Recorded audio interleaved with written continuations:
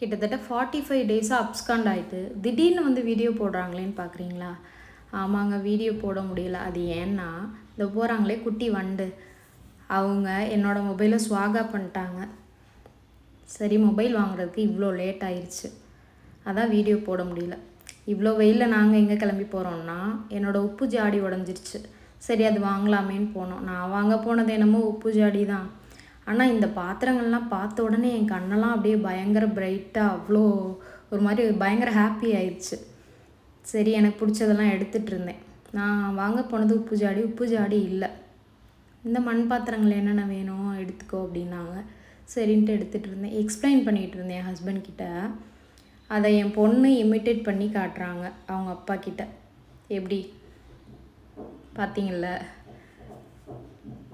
அவங்க அதுக்கு இடையில் ஒரு சின்ன பர்ச்சேஸ் முடிச்சுட்டு வந்துட்டாங்க. என்னோடய பர்ச்சேஸும் நானும் முடிச்சிட்டேன். போகிற வழியில் ஒரு செராமிக் கடை ஒன்று இருக்குது. சரி, அங்கே பார்க்கலாம் அப்படின்ட்டு போனால் அங்கேயும் நான் தேடுற வெரைட்டியில் உப்பு ஜாடி இல்லை. பட் ஒரு சில பொருள் வாங்கணும். என்னென்ன வாங்கணும்னு நாளைக்கு சொல்கிறேன்.